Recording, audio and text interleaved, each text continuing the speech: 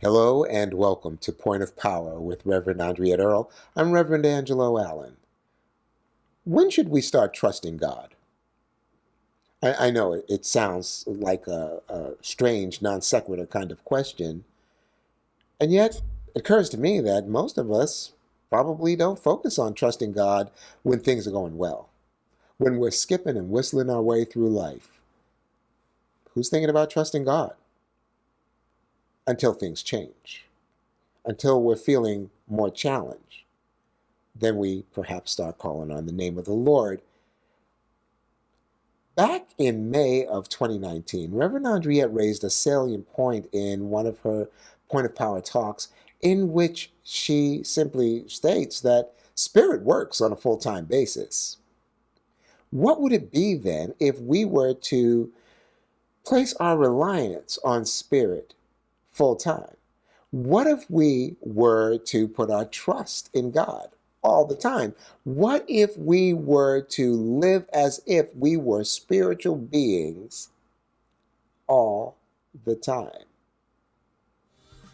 Hi, I'm Reverend Andriette, and this is Point of Power.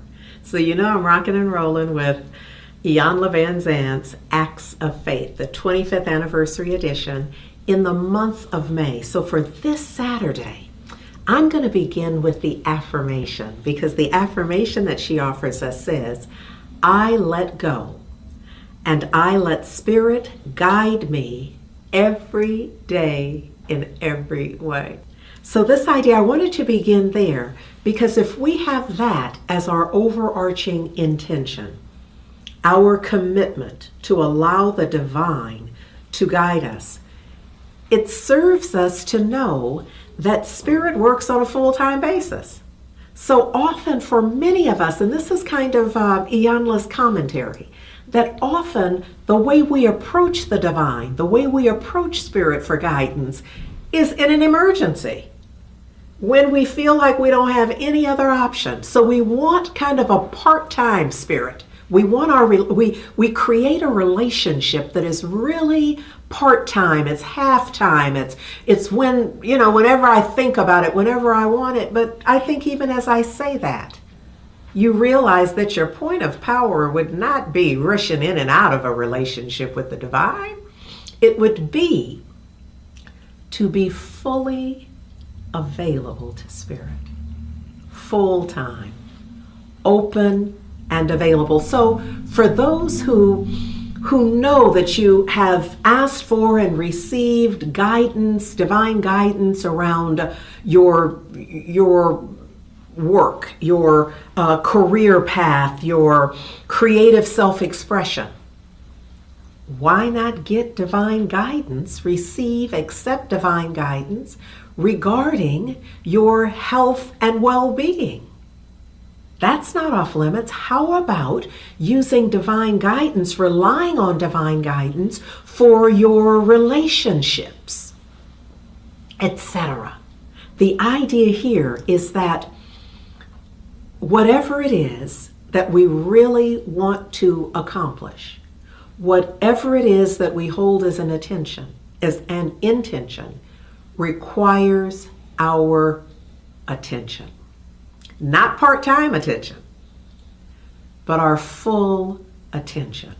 So all aspects of our living are calling for divine presence, which is always there. The question is, are we seeking it? Are we knocking and awaiting the answer?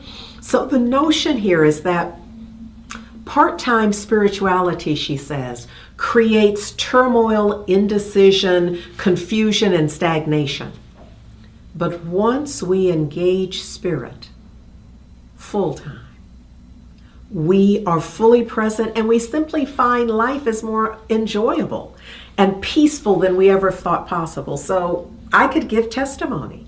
In those times when I really am lasered in, and I am focusing my attention on the divine presence in the entirety of my life. Now, I'm not representing myself as 24/7, 365. But for the 24/7s or the sixes, however it works out. You understand what I'm saying, because I'm not representing this as a mountaintop teaching at all. Some of this always comes to you from a valley experience.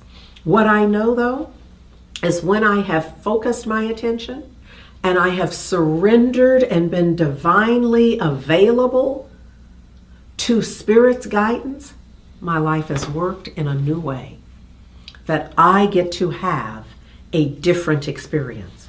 So she suggests that for our reflection, that's what I call our mini workshop. She suggests that we consider the most unusual guidance that you've received from Spirit.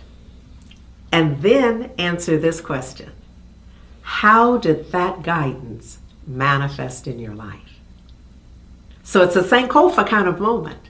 It's inviting you to think back, to look back, and discern what was the most unusual guidance that you know that you received from the divine. And how did that manifest in your life? Oh, I have some stuff to tell you, but I'm just holding it because that is my point of power.